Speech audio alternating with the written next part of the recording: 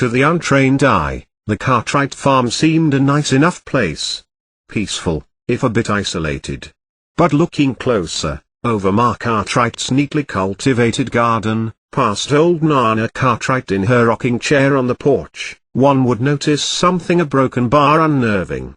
Not only did the sidings peel, lending the house a general air of long-going decay, not only were the windows covered in rows of thick oak planks, but the Cartwrights themselves carried a mangy, wild countenance, untrained by polite society. Little Grayson Cartwright barely Tainer wondered whether the windows were boarded up to keep danger out, or to keep him in. In his short time on Earth, he had never once been allowed to set foot beyond the property line. And so, despite never knowing anything else, he recognized, and more, despised, the backwater bent of his family tree. Not one unrelated soul had come to see the farm in generations, and for decades now, the only occasions on which anyone would leave were Pa's trips east to sell the fruits of the harvest, or Ma's infrequent forays into town.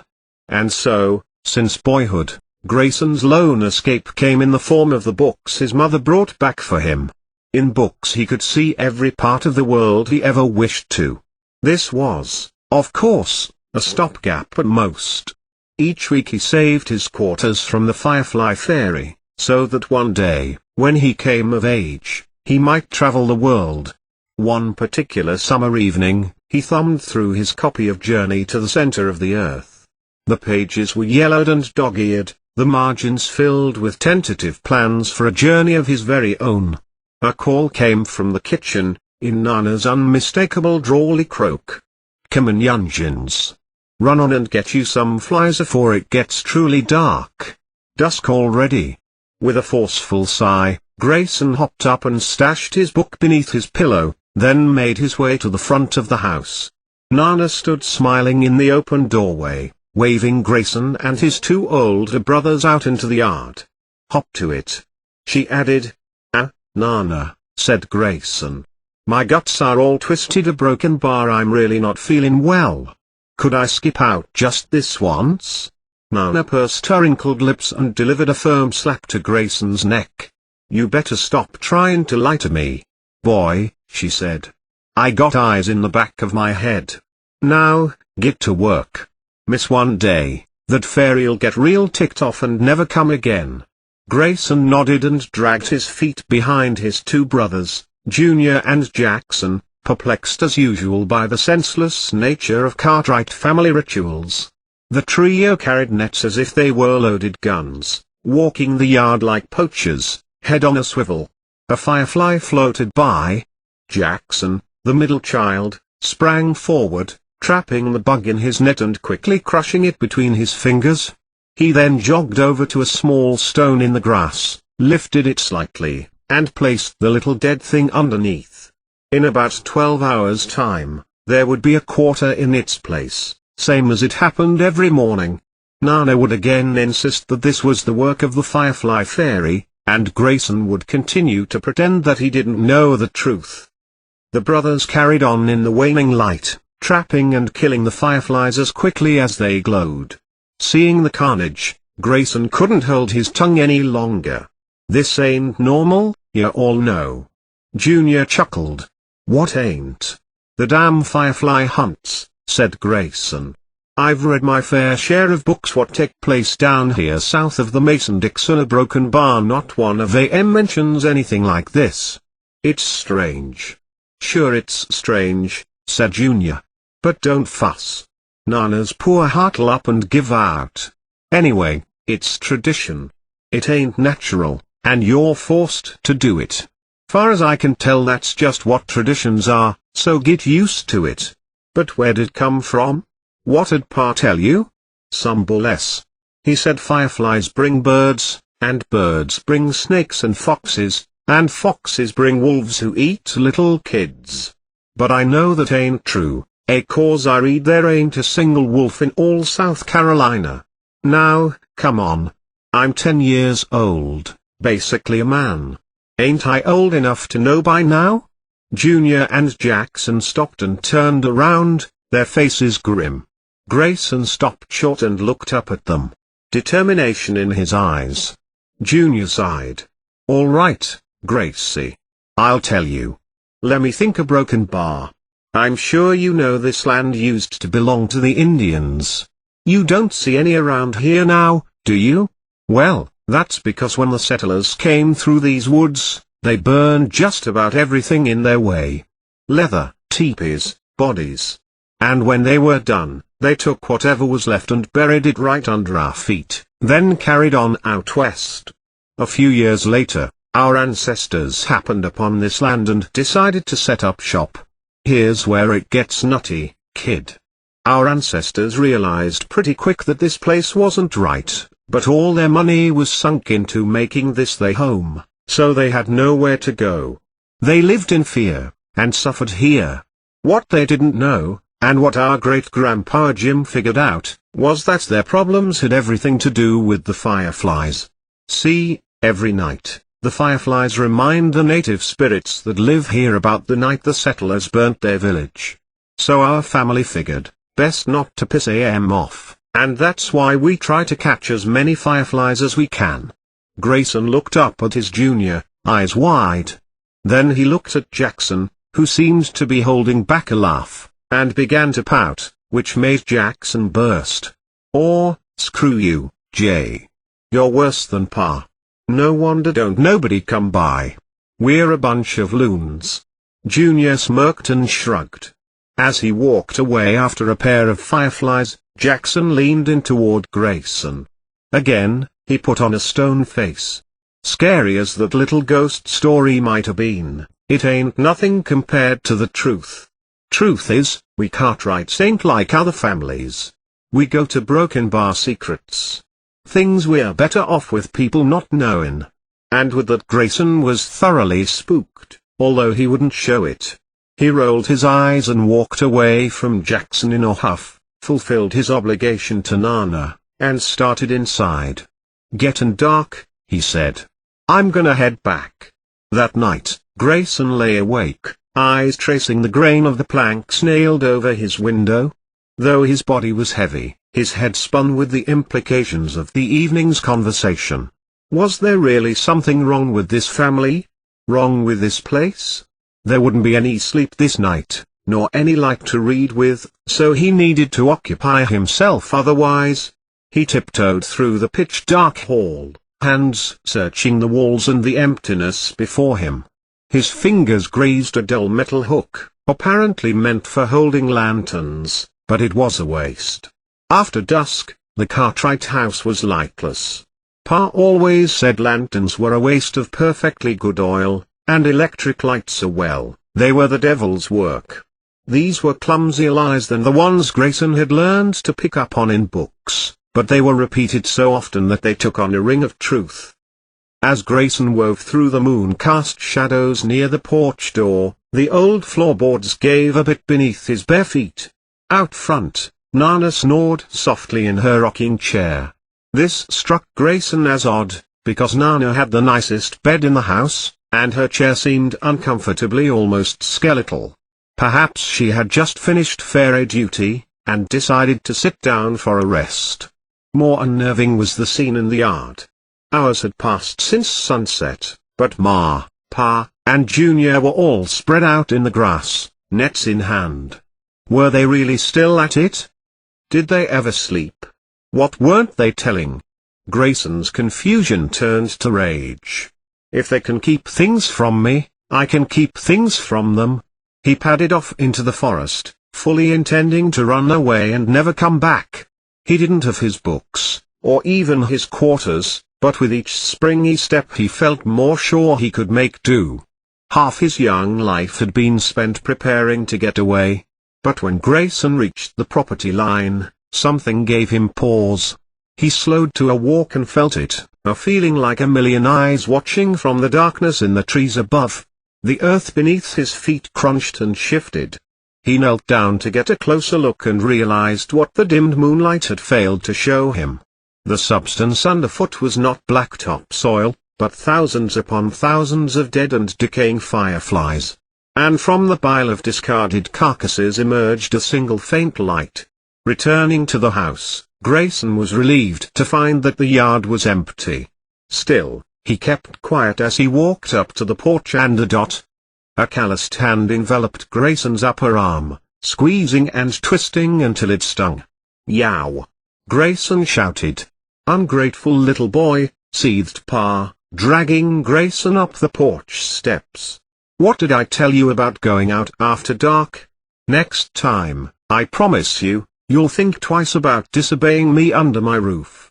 Crack o' dawn, you're going to work." Pa pulled open the door and, as easily as he baled hay, tossed Grayson into the house. The boy scrambled to his feet and jogged to his bedroom, chin tucked to hide his tears, even in the dark. And when his door was shut, he opened his hand. The young firefly, sitting in his palm, flickered to life. An idea struck. Grayson quickly emptied his quarter jar onto his dresser, then placed the firefly inside. Screwing on the lid, he watched as the firefly's light grew brighter, and brighter still until it stained the glass. Now, he had a lantern of his own. More importantly, he had a light by which to read after dark. Buzzing with excitement, he pulled Journey to the center of the earth from under his pillow, and all through the night, he drifted away to a bigger, better world. Retribution was swift and merciless. From the time the cock crowed to the evening's firefly hunt, Pa Cartwright worked Grayson like a mule. Weed pulling in the morning made knots in the boy's back.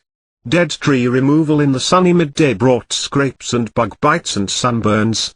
All day Pa watched like a hawk, quick to interrupt a moment of rest or contemplation. Even when all the conceivable yard work was done, and Grayson tasted freedom, there was more to do.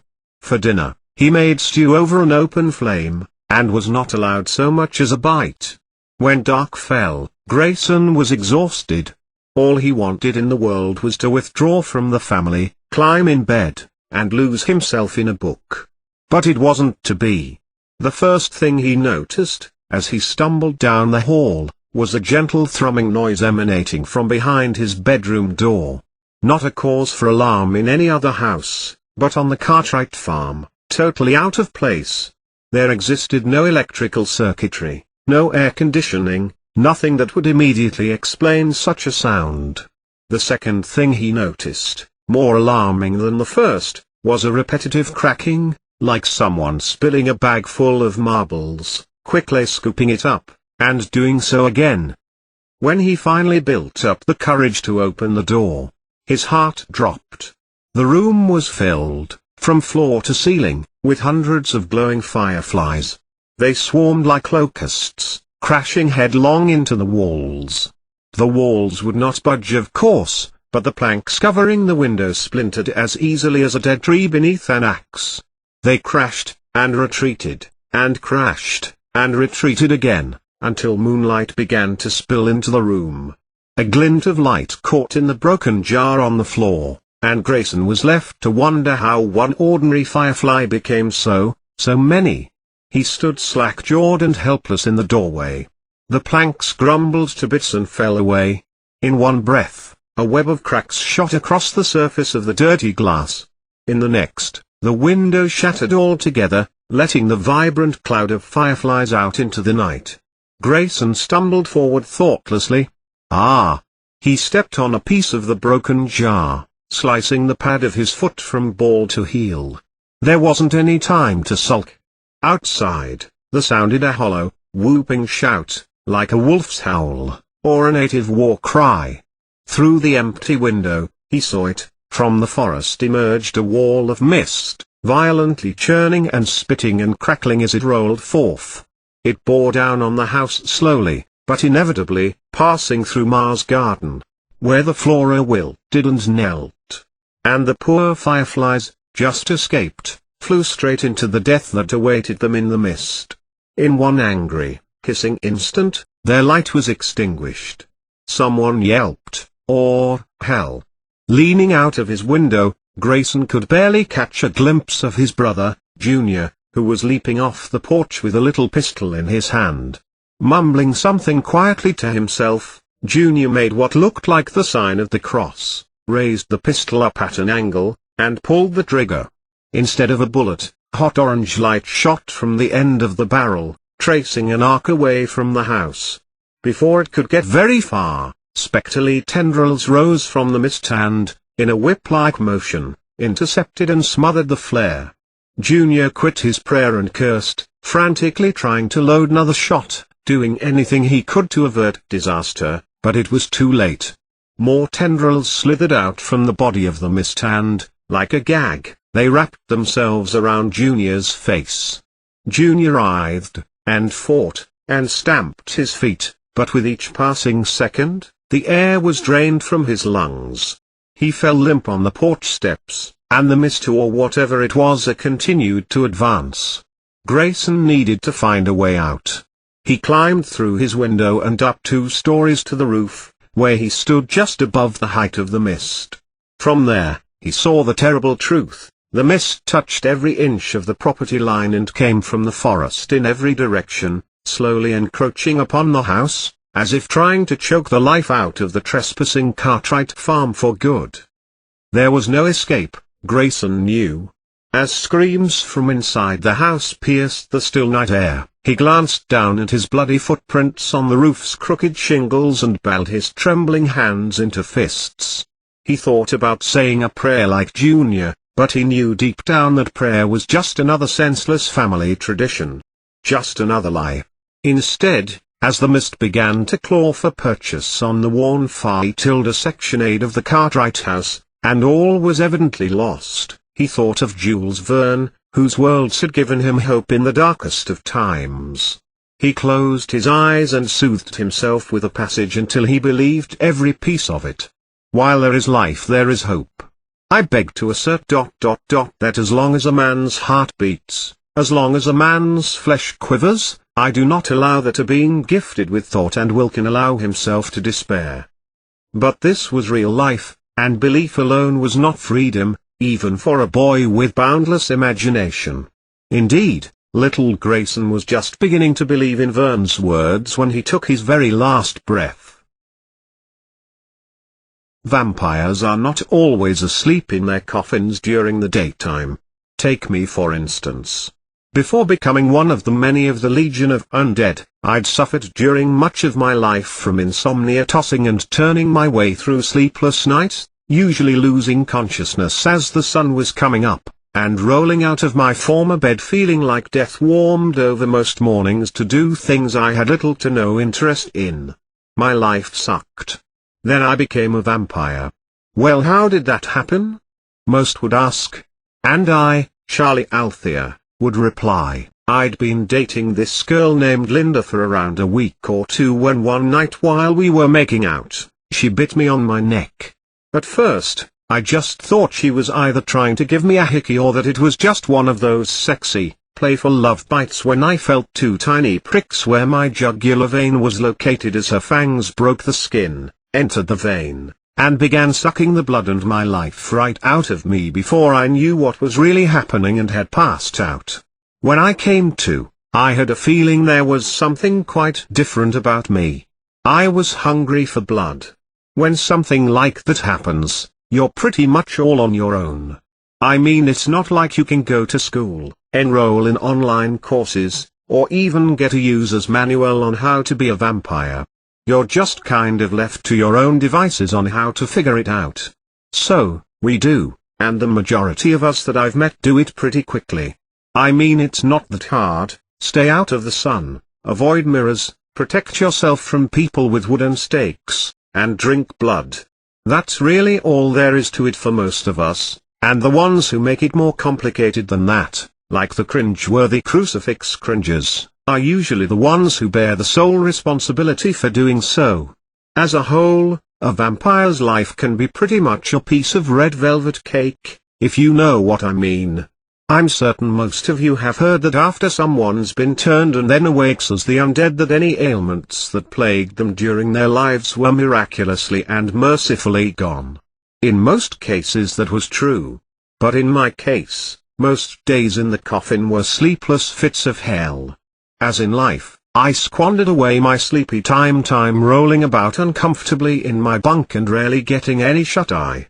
You see, Even though when I had joined this blood-sucking and unliving legion of neck-biters, while I no longer was bothered by seasonal allergies, colds, flu, or much else for that matter, to my surprise I still had to endure endless bouts of insomnia. Even as a vampire, if I hadn't had at least 8 hours of rest I'd be as knackered as an overworked hooker on the Monday morning after a big convention weekend.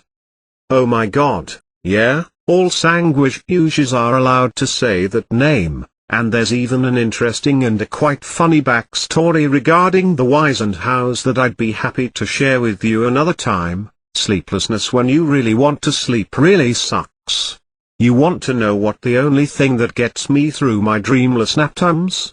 It's technology. Thank God for Wi-Fi, the internet, and cell phones. If it wasn't for that I think I would have killed my undead self by this time. Do you know why I didn't? I mean besides the whole cell phone thing? It's because vampires can't commit suicide for the obvious reason we're all already dead. It was during one of those coffin-contained bouts of unsomnolence I came upon a solution. How did I stumble upon that discovery, you may ask? I was reminded that I still had my cell phone on me one wakeful day when I felt the vibration from an incoming call in my pants pocket. The call? It was from some telemarketer asking if I was happy with my current health insurance plan. Now is that ironic, or is that ironic? We spoke for a long time. Him asking me questions about my current healthcare coverage. Sure, I had to lie a bit, but what else could I have done to keep the conversation going for as long as it could to avoid the resumption of my boring beer-bound attempt at restless repose? And I in return inquired into all the insurance plans the telemarketer had to offer, their options, cost, and coverage. By the end of the call, I pretty much knew everything there was to know about health insurance plans, deductions, co-pays, and compliance. Since then, I always made sure my phone was on me when I hit the sack. Although there were some bumps along the way in the beginning. One time I had neglected to check that it was fully charged, and before halfway toward trying to get a full 40 winks the phone died out, and let me tell you, by the time I climbed out of my casket that late evening I was in one foul mood even for a vampire, and took my anger and frustration out on everyone I encountered the rest of that night. After that, I not only made sure the battery was fully charged, I even took it another step further. You see, when I was alive, I had this knack for how to handle electrical wiring. Here I even used to wire my own DJ equipment at the shows I was booked to spinner and set up my home entertainment system center when I was still had to earn a living among the living, so who the hell needs to pay an electrician?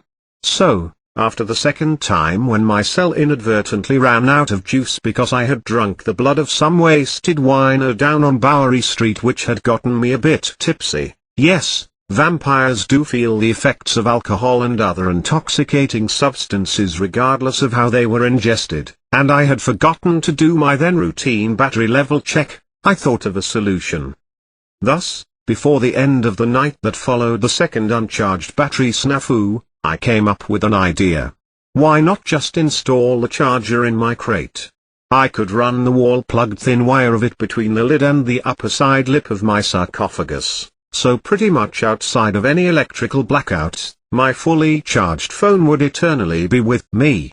This way I could call and talk to whomever I wanted to during those bouts of bothersome insomnia, surf the web, maintain and post, comment on my social media platforms, and even check the clock to see if it was finally time to pop out of the old pine box for another night's meals and parties. And we vampires do like to party a lot after eating, it's kind of our thing. But today when I couldn't catch some Zeds and was still in the middle of updating my Facebook status, the power grid went down in the area where I keep my cozy catafalque, so that I lost not only the electricity but my Wi-Fi router too. My life sucks. Here it is with hours to go when I can't sleep, have only my own thoughts for company, and have absolutely nothing to do. Which sucks like Sir Hoover vacuum cleaner souped up with a Ferrari V12 engine. Today the sun can't set fast enough for this snoozeless, soulless, spiritless SOB. And counting sheep doesn't work, and yes, I have tried that, since I always lose count when I get distracted imagining how good it'd be to drink their blood. That gives me a bad case of the munchies which make my stomach growl hungrily until my next dining opportunity. It sucks, I tell you. Come on, where's that good old Sandman when you need him the most? Oh my god, if you're not going to let me nod off, then at least give me back a jolt of that alternating current along with a bit of that internet access so I can see some bars on my phone and be a happy little camper again. Because today, it really sucks to be me in this lifeless little box. It was 6 in the evening. The weather was perfectly pleasant at 17 degrees. 16-year-old Raymond Chong wore a black jumper and sat at the dining table with his paternal grandmother, Mrs. Chong, and his 2 cousins, Cheng Feng and Cheng Lai. They were staying over for the weekend as their parents traveled for work. The very poised elderly lady in her 60s was dressed in a pair of beige samfu with gold embroideries and rolled up her grey hair into a neat Chinese bun. She wore a thick gold bracelet on her left wrist and a necklace with jade pendant. The dining was furnished with a long 12-seater marble table. One wall was decorated with family portraits, and another had shelves that displayed exclusive china plates and vases. A crystal chandelier hanged from the high ceiling above the dining table. Mrs. Chong served her grandchildren their favorite red date tea that she had personally brewed for them, in a floral cup and saucer. A servant walked out of the kitchen and placed a gold-plated china with 6 pieces of chicken bao on the table. Another servant brought them each a bowl of freshly cooked wonton noodles and roasted pork and a bowl of dumpling soup. The fragrance from the spring onion and the smell of roasted pork made the children very hungry.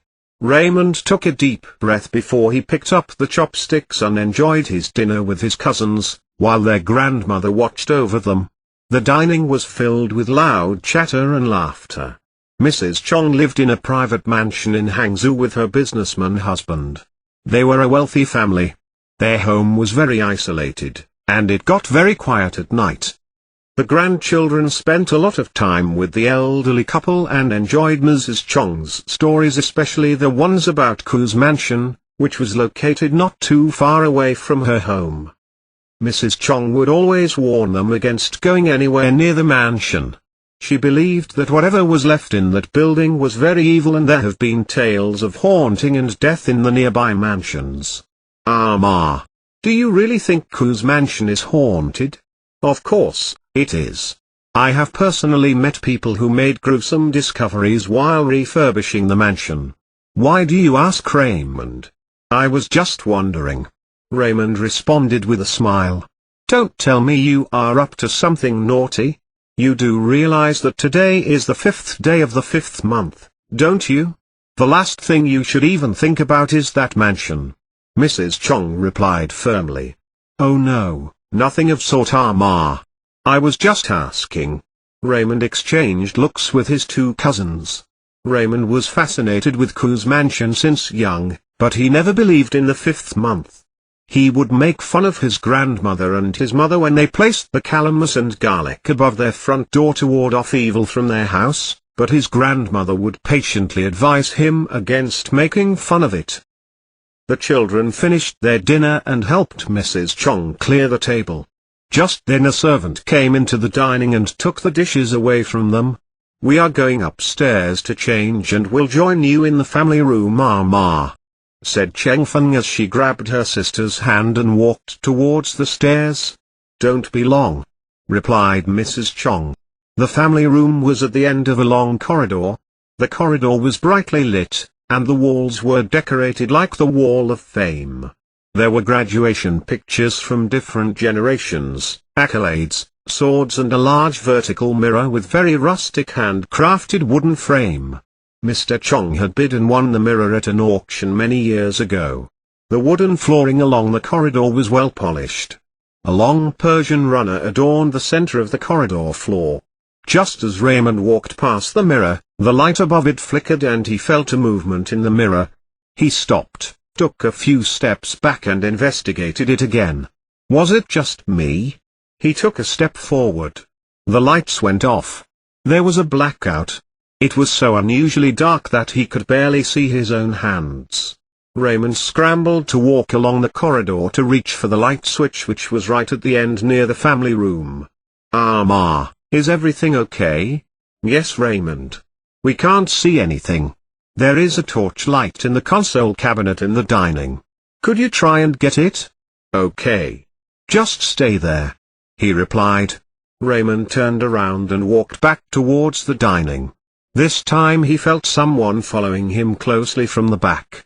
So close that he felt the breath on the back of his neck. He froze. The breathing got closer to his ears. He was startled by a soft whisper in Chinese. Nibar gu yui he fang nol. Nibar gu yui he fang nol. Wabu yui fango nidaji aaron. Raymond did not move an inch. He was horrified. Why is it asking where I kept the urn? Whose urn? Why would it not spare my family? A million questions popped in his head. He knew right away that they were not alone in the house and were in great danger. He had to alert his grandparents. Just then Raymond felt wind swoosh past him. He could not see anything in the dark. There was a loud thud at the end of the corridor. Ma, are you okay? Yes, okay. A strange voice replied. Ma, is that you? There was silence. Ma? Chengfen? Chenglai? Raymond called out softly. There was silence. Should I go and check on them? He felt a sudden chill. It was getting very cold around him. He remembered closing all the windows and doors before dinner. He continued towards the dining. He tripped over something and fell on his face. His clothes were soaked from the fall. It was not water. What was it? He had no time to think. He sped up towards the dining room despite the slippery floor. He bumped into the dining chairs as he found his way to the console table. Raymond opened the cabinet and grabbed the torchlight. It would not turn on. There were no batteries in it. He moved his hands around and checked in the cabinet. There were no batteries. He then opened the drawer above and skimmed through the things in the drawer. He felt a cylinder-shaped object. There were two of them. Batteries. He put them into the torchlight and turned it on. He pointed the torchlight towards his legs. Blood? He pointed the torch towards the path that he walked. There was a trail of bloody footsteps. Ma? Auntie go? He called out to one of the servants. There was pin-drop silence. He was shivering from the cold. Raymond walked slowly towards the corridor. He looked around for movements. He pointed the torchlight back to the corridor. He noticed something on the floor. It looked like a body. He cautiously walked towards it. There was so much blood on the floor next to and all over the body. He must have tripped on the body earlier. The light pink pants with floral prints looked familiar. He looked again. Chenglai. Chenglai. He whispered softly, teary-eyed. Again, wind swooshed past him from the back. He froze. He pointed the torch towards the end of the corridor. He noticed two red dots floating in the air, as if reflecting from the shining light. It then stopped moving. He looked harder. The red dots moved towards him at high speed, and he began to see a dark figure. The red dots were a pair of eyes. He fell back and dropped his torchlight, and everything went dark. Raymond. Raymond. He heard a voice in his head. His vision cleared as if awakened from a deep sleep. He looked around a little lost. Where have you been? You were staring at that wall for so long. Are you okay? Mrs. Chong placed her right hand on Raymond's shoulder, looking concerned. Raymond looked at his grandmother and then at his cousins.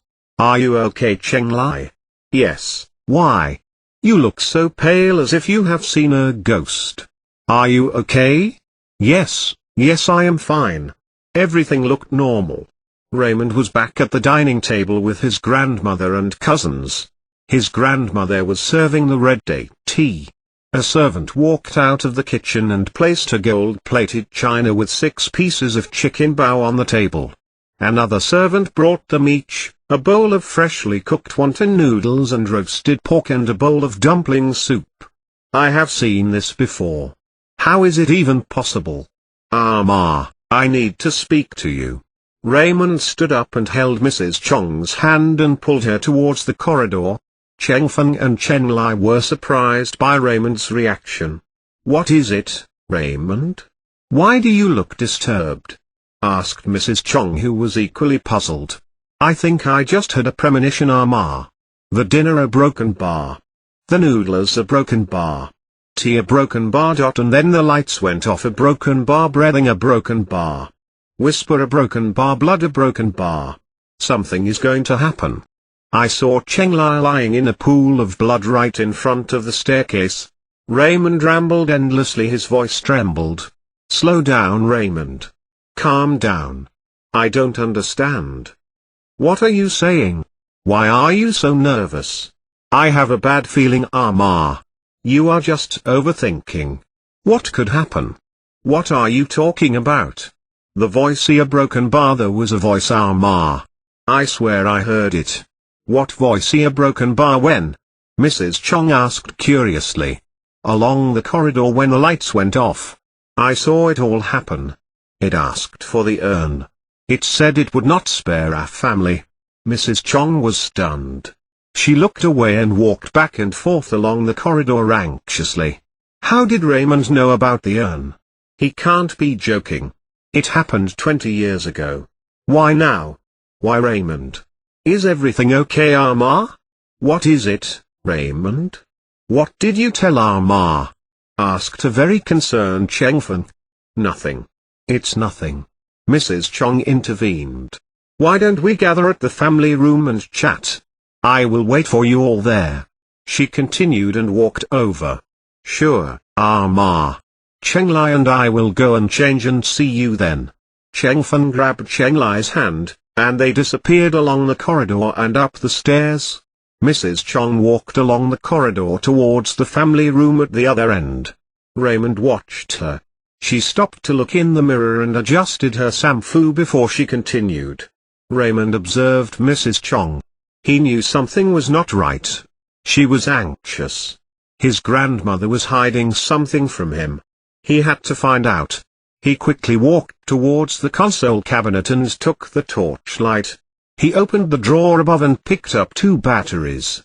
They were exactly where he had found them earlier. Raymond was about to insert them into the torchlight when the lights went off. He panicked and dropped a battery. Raymond? Yes, Ma? Just hang in there. I am bringing the torchlight. Okay. It was pitch dark. He quickly knelt on the floor to look for the other battery which had rolled under the console table. He used his hand to feel the floor underneath and suddenly touched what felt like fingers. It moved. He retracted his hand, but he needed the battery. He took a deep breath and put his hand under the console table again, and this time he heard something roll towards his hand. It was the battery. He wanted to be sure, so he pushed it back and it rolled away. A few seconds later it rolled back to him. It was as if someone was playing with him. He picked the battery and as he pulled his hand out, something grabbed him. He struggled and pulled away and kicked around as hard as he could. He threw himself back against the dining chair, breathing heavily. He quickly inserted the battery into the torch and turned it on. Raymond then nervously pointed the torch in all directions and then stood up slowly. He continued to look around. He heard someone running near the stairs. He pointed the torchlight towards the corridor. It was empty. Ma? Cheng Feng? The house was very quiet. Where were the servants? Where were his cousins? He sped towards the family room. He was shocked at the sight of the family room. There was blood on the floor. A lot of blood. He could not find his grandmother. He pointed the torch around the room and all that he could see was blood splashed across the wall and the floor. Whose blood? Suddenly someone grabbed him from the back and covered his mouth and pulled him down and behind the couch. Cheng Feng. Broken bar. Turn off the torch. Turn it off now. Okay. Raymond managed to turn it off. Something is watching us. I am so scared. Chengfen said, crying and shaking nervously. What is? It's okay, stop crying. I am here. Her broken bar. Keep the voice low. I don't know, but I saw two red dots floating around and pulled arm away from my grasp. It was too dark to see anything. Chengfen trembled and continued to sob as she mentioned what happened. What? So where is she? Where is our Ma? I don't know where she is. You knew this was going to happen, didn't you? Did you see the blood? What did it do to our Ma? Where is Chenglai? I don't know. I thought she was with you, replied Chengfen. Chenglai told me that she will check on you in the dining. The lights went off as soon as she entered the corridor.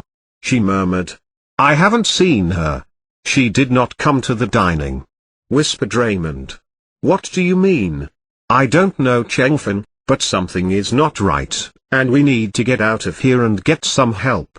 I don't even know where the servants are. Let me just check if it's safe to move. Chengfen grabbed Raymond's hand. It's okay. Raymond got on his knees behind the couch and peeped to see, but he could not see anything. I need the light, he whispered.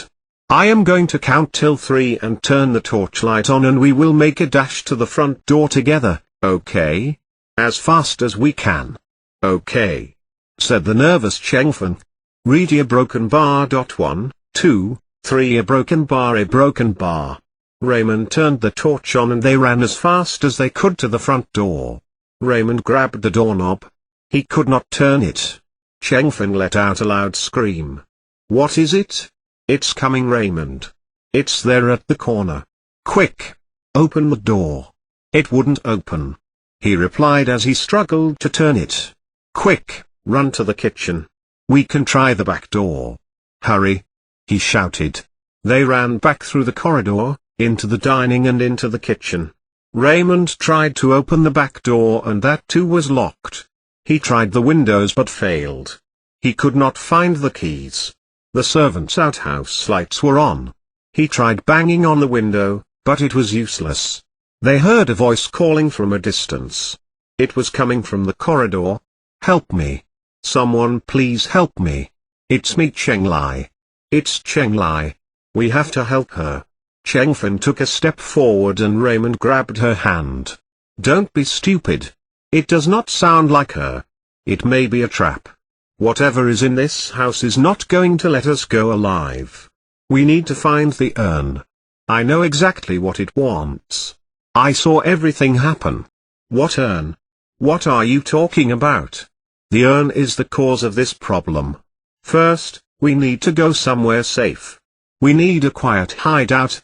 I wished Amma had believed me. Raymond sat down and placed his face in his palms. There was a loud thud. Turn off the lights, Raymond. Turn a broken bar. Off a broken bar. A broken bar. The a broken bar. A broken bar. Lights. A broken bar. A broken bar. Now. Chengfen whispered. Everything went black again. As she stepped out of Brian's large station wagon, the frail old lady cautioned him once again. Beware of the house in which you intend to stay. It is not safe. Then, thanking Brian and Susan for the ride, she bade them goodbye and soon was gone in one of the alleys that lined the borough. Brian and Susan stood transfixed for a moment as they saw her depart. Then they were again on their way to their new home about a couple of km away. It had been an hour-long drive through heavy traffic in central London, obviously because of the weekend rush. The journey to Croydon was enjoyable, with the two of them taking in the scenery of the landscape and the lining of trees on either side. Somewhere, near Brixton, Brian had noticed some movement in the distance on the left side of the relatively deserted stretch of the highway. He slowed down and, as he did so, could discern the contours of a bent figure reaching out to him with a thumbs-up sign. It's an old lady and she needs a lift. Let's help her, Brian, said Susan with a tone of concern mixed with anguish. Of course, replied Brian and stopped his vehicle close to where the lady was standing. He got out of the car and helped the lady, whose lower half of the face was covered with a stole, into the back seat of the spacious automobile. Brian felt the lady's hand was surprisingly very cold, but he thought no further about it. "Thank you very much, sir and ma'am," she said with a queer drawl to her tone. "You're welcome, ma'am, and where would you be heading?" asked Brian politely. "Central Croydon," replied the lady in her peculiar way. "Oh, that's about the area we are also headed," remarked Brian with a smile. "My name is Martha," said the lady, after a while.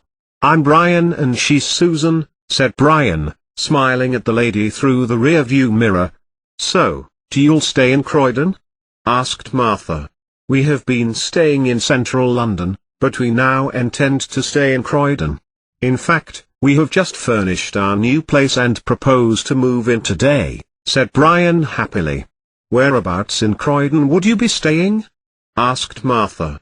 Brian explained the location and was about to give her the address, when she let out a feeble shriek and then cupped her mouth with her hand.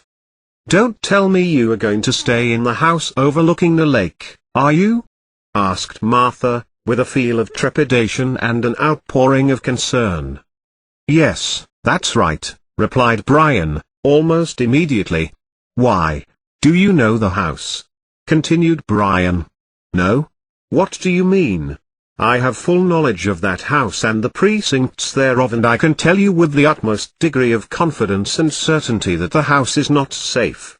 It spells danger to anyone who shall dwell there, for the inhabitants of the house shall continually be beset by worries and fear. You take my word for it. I can foresee that there will be a major upheaval in your lives if you continue to insist on making that house your home," said Martha, with a great deal of finality.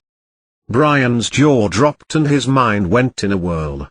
What did this woman mean by saying all this? Was she a fortune teller of sorts?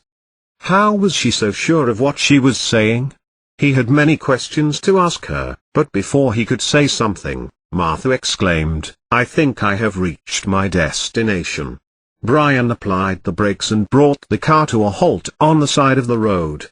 Martha alighted, thanked them and repeated her warning about the house to them. Then she was gone within no time. After resuming their journey, Brian looked soberly ahead, the warning from Martha ringing in his head like the bell in a church. "What do you make of it, about the forewarning given by Martha?" asked Brian after a while.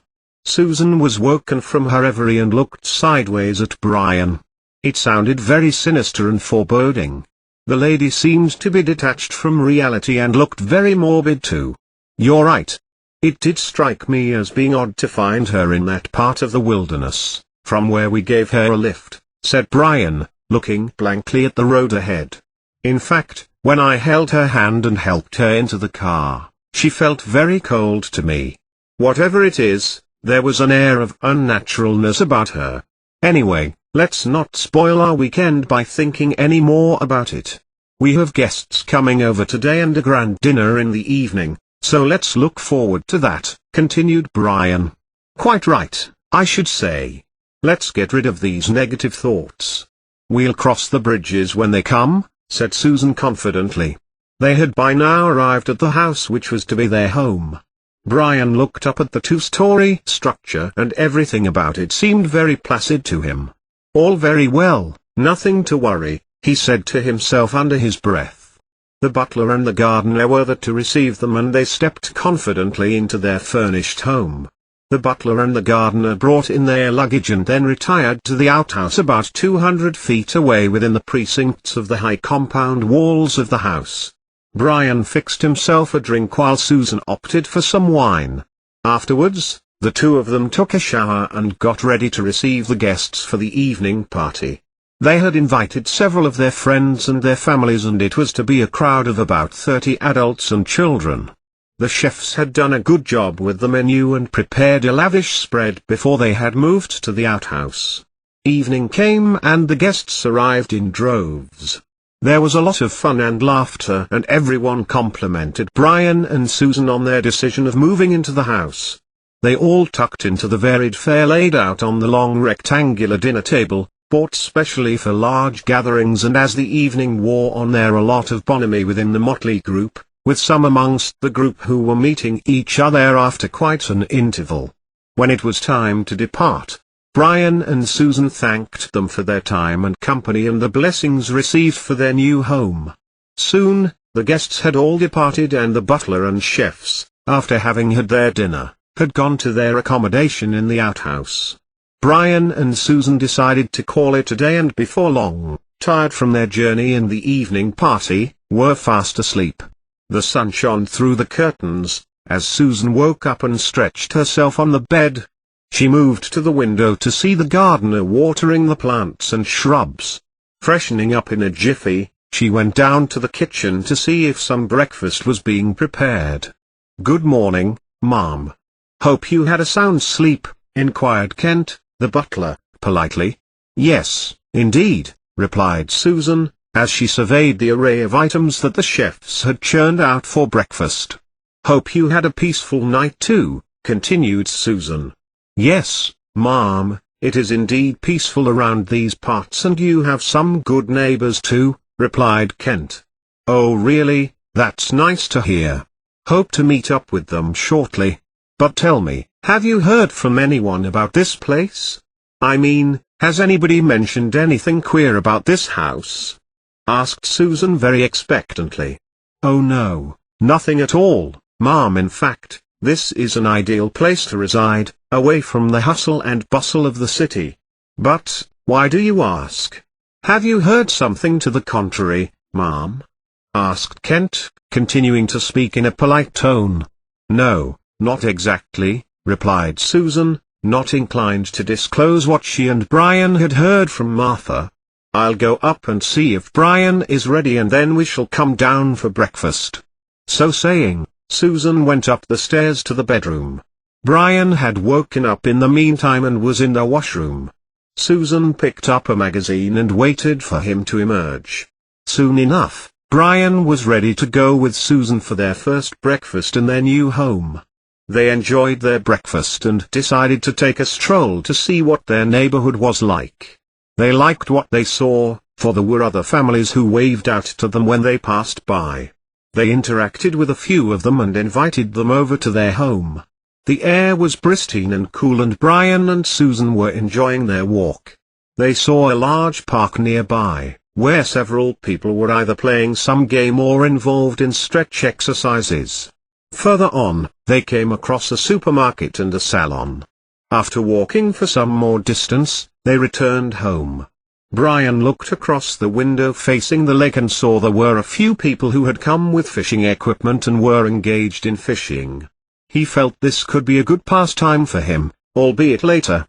Susan apprised him of what Kent had mentioned to her, and, with regard to the premonition that Martha had communicated to them, there was consensus between them that such eerie thoughts be put to rest once and for all. The weekend got over and Brian went about his work. His daily commute to central London and back seemed hectic in the beginning, but he soon got used to it and even began enjoying it. Susan, on her part, kept herself busy with her painting, crochet and embroidery, and of course, reading. When she felt she had some time, she would go around the garden or meet up with neighbors who were close to her. Sometimes, her friends would drop by and then they would have a ball of a time together. All in all, both Brian and Susan had begun to like the stay in their new home, and they used to have regular weekend parties and celebrations. On one of these weekends, Susan's parents, who stayed in Bromley, came over to meet her and Brian and to stay with them for a week. Susan's mother, Anne, had been a school teacher in Bromley and had retired as the headmistress of the school. She had an eye for detail, and so when she arrived, she went about poking and prodding every nook and corner of the house to see if everything was in order. She liked the house and said so in no uncertain terms to both Brian and Susan. But she hadn't seen the full house. "What's in the attic?" she asked Susan on the second day after her arrival. "Oh, that's where we've kept our long rectangular dining table, which, incidentally, is foldable, as well as several other items which we don't use for our daily needs. Besides, there's the set of photo frames which you had handed over to me some time back of all our ancestors, etc. These have been hung on the walls to remind us of our ancestry," remarked Susan with a smile. "Ah yes, we must not forget our lineage," said her mother with her chin thrust forward. "Could we go up and see how the setup is like?" she asked Susan. "Of course, mother, by all means. It's kept locked, so I'll get the key and we can then go upstairs," replied Susan. She hunted for the key and then motioning to her mother, the two ladies ascended the stairs to the attic. Susan had not been to the attic since they had shifted and so was eager to see whether everything was in order. She applied the key to the lock and then opened the door. There was a faint musty odor inside, the likes of which one encounters when a room is kept locked for long periods. The dining table had been laid out with the chairs alongside. There were many items which were kept covered with cloth and a certain amount of dust had settled on them, even though the windows were closed. "You need to get these dusted once in a while, otherwise it becomes a big headache to keep the place clean," said Anne, referring to the items covered with cloth. On the walls, as Susan had stated, were hung the pictures of all her ancestors, and both Susan and her mother read out the names which were mentioned at the bottom of each photo. "You notice the man in this picture, he's James Anderson, my grandmother's husband. This man here is Harry Stewart, and the lady, whose photo is next to his, is his wife, Martha Stewart, who was my grandmother's mother," said Anne, as she went on explaining the details of each person. After spending another 10 minutes in the attic, the two ladies stepped out and Susan locked the door as before. Susan's parents enjoyed their stay with their daughter and Brian and returned to Bromley at the weekend. Life was going on as normal for the young couple. They had now spent about 3 months in their new home and had settled in and liked the neighborhood as well. They had made several friends amongst the neighbors and would meet up with them on weekends. One night, during a weekend in the beginning of summer, Brian woke up with a start on hearing a stomping sound overhead. The sound seemed to be coming from the attic and was that of a regular heavy footfall. He looked at his watch, it was 2:30 a.m. He glanced at Susan and noticed that she was in deep sleep. The sound continued unabated and so he decided to find out what was causing it.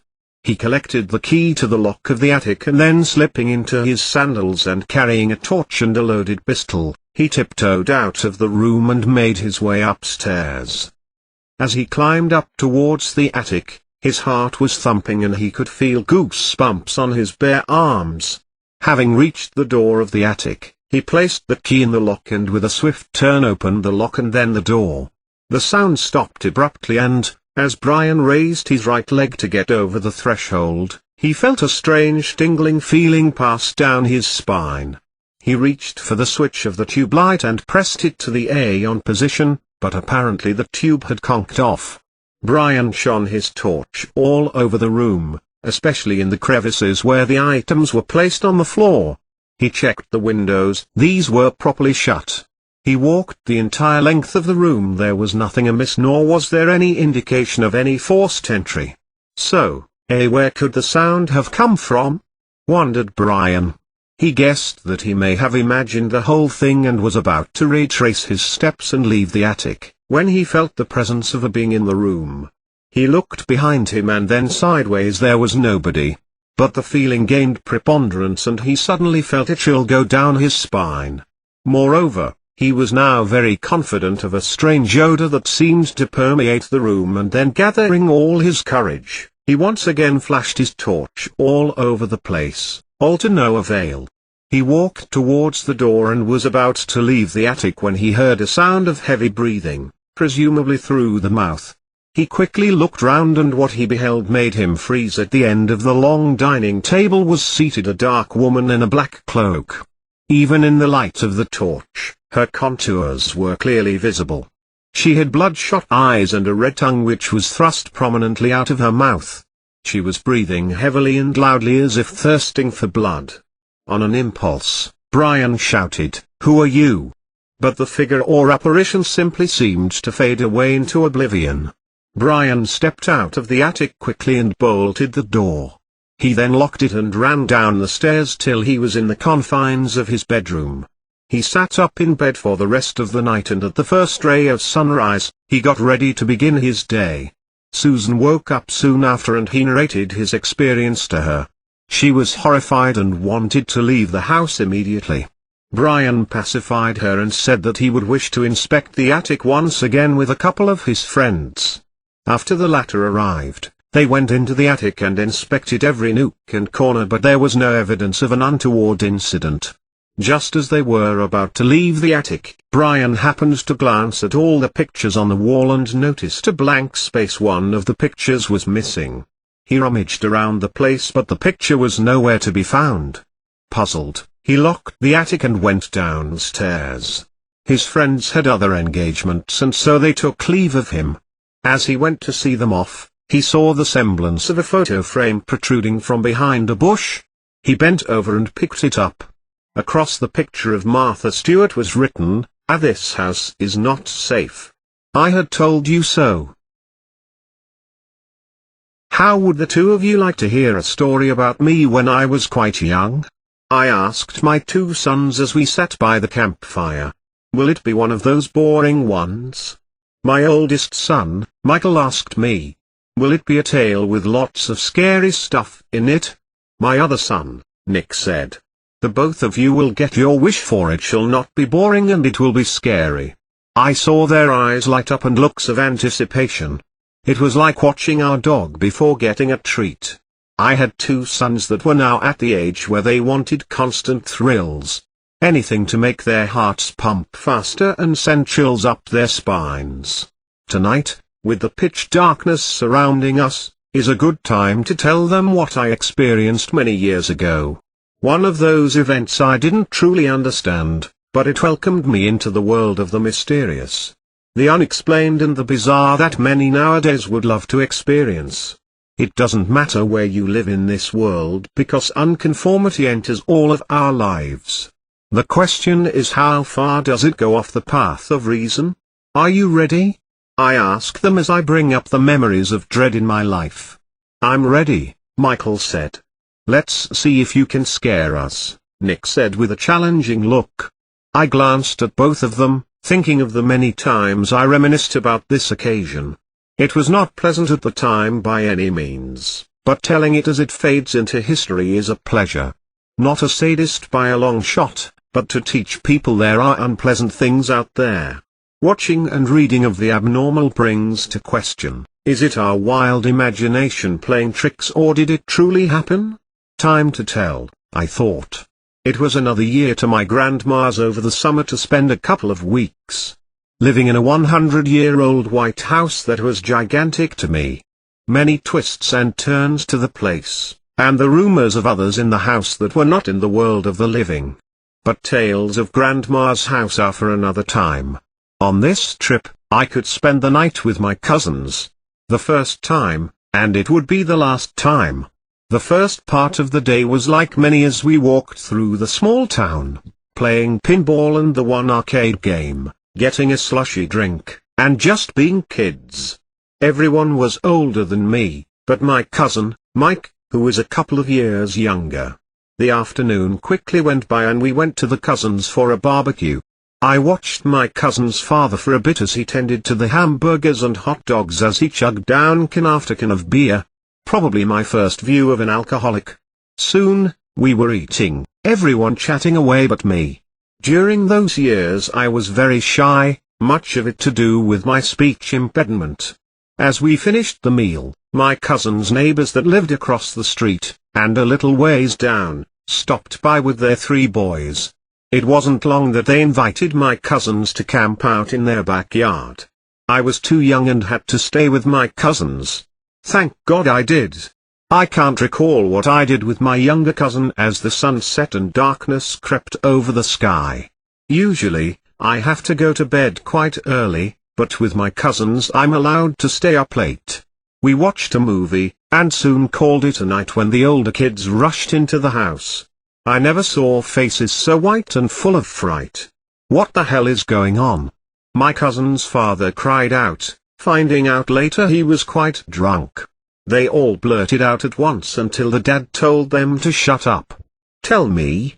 He asked his oldest son, Greg. Greg told all of us they had gone into the house to grab some snacks to take to the tent. Once they stepped outside, they came to a sudden stop. From the entrance into the tent, they could see two glowing eyes staring at them. They were high enough off the ground that it couldn't be their cat or small dog. They figured it had to be a wild animal, but that changed when seconds later, the two eyes combined into one eye, which made the pupil look like a reptile. Then the bushes to the left and right of the yard rustled at a frantic pace. Everyone looked at each other, then quickly back into the house. The parents sent my cousins back to their house, not sure if they were playing a game or something crazy was going on. "Let's all call it a night," the father said. I went downstairs to sleep in one of the bunk beds with my older cousins. I closed my eyes, figuring another day was done. Next moment, I don't know how long I slept, but woke up to my young cousin screaming upstairs. I couldn't make out what he was saying, but at one moment he was banging on the front door, and seconds later, at the back door. I don't know if my hearing was playing tricks, but there was no way someone could move that fast. I got out of bed while my other cousins were crying out that they couldn't move. I went over to the stairs and looked up to a sight I will never forget. Mike was facing me and screaming that everyone looked like demons. His eyes were closed, but his face contorted in a way that I just stood there paralyzed. I was living in a real-life horror movie. I prayed he didn't come down the stairs and rip me to shreds. Instead, he turned around, opened the door, and outside he went. The others eventually came out, the paralysis ending for my cousins, and Mike coaxed into the house when he came to in the middle of the field. "I think it's best if you go back to your parents," the father told me. They were called, but before they arrived, the mother started going nuts, like she was possessed, and after knocking her husband aside ran outside and into the cornfields. "There is no way you kids or I are going out to those fields," the father said with a stern look. "With what has gone on, who knows what else is out there." Soon, I was picked up and back to Grandma's house to sleep in the same room as my parents. "You need to be there to understand the terror that took place," I told my kids. "What could have been out there?" Michael asked. "I don't know, but it wasn't good to produce vibes like it did. Pure evil." My two sons just looked at me. "I guess we should call it a night," I said, standing up. I headed to the tent trailer, noticing the kids following me. "I thought you were sleeping in the tent?" I asked them. "If you don't mind us sleeping in the trailer," said Michael with Nick nodding his head. "Sure." I chuckled to myself and wondered if I did a good thing or not. Time will tell.